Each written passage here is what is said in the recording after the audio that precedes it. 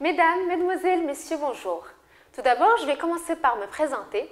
Amina Al-Hbabi, doctorante en sciences de gestion à l'université Qadi Ayad et travaillant dans le département commercial et marketing d'un hôtel de luxe basé à Marrakech. J'aurai le plaisir aujourd'hui d'animer pour vous et avec vous un cours portant le titre de communication d'entreprise. Nous savons tous que dorénavant, la communication d'entreprise est un facteur important pour la réussite des organisations. Communiquer avec ses collaborateurs, avec ses fournisseurs, avec ses partenaires, entre les collaborateurs et les subordonnés, etc. Communiquer, c'est mieux transmettre les informations. C'est avoir ce dialogue et cette relation continue avec autrui. C'est aussi avoir une idée sur le positionnement que l'entreprise veut faire paraître sur le marché.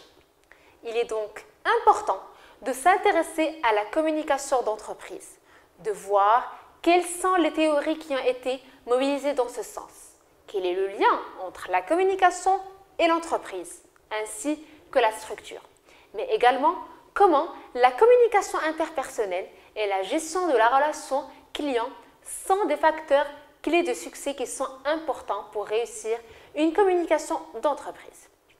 Notre cours va s'étaler sur 4 grandes séquences.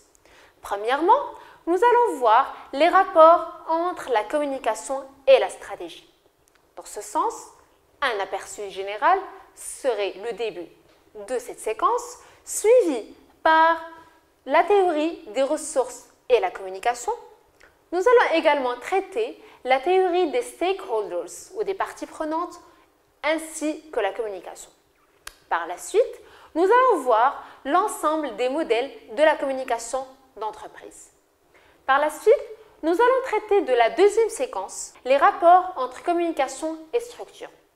Commençons toujours par un aperçu général pour ensuite attaquer le rôle de la communication en entreprise, les liens entre l'identité et la communication interne et externe ainsi que la distinction entre les deux et une approche systémique de la communication d'entreprise. Par la suite, nous allons attaquer une autre grande séquence qui s'intitule la communication interpersonnelle.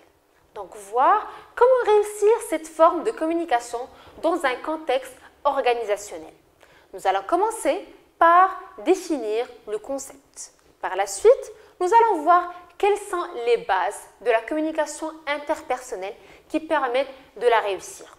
Également, les filtres qui font que le message passe à travers divers canaux.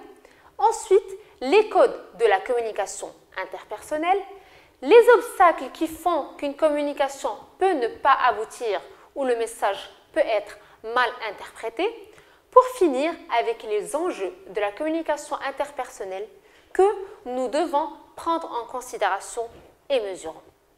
Par la suite, nous allons passer à la dernière séquence qui s'intitule la gestion de la relation client.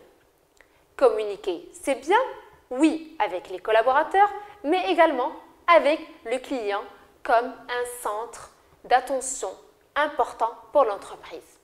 Donc, nous allons voir quelles sont les mutations de la société de consommation et comment ceci a impacté les incidences sur les consommateurs.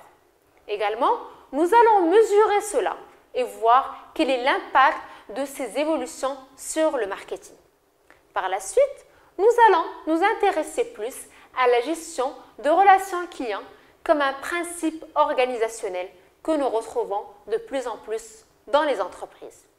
Il est important également de voir ensemble quelles sont les étapes qui font que nous pouvons réaliser cette gestion de la relation client et comment ce processus est devenu technologique avec ce qu'on appelle le Customer Relationship Management.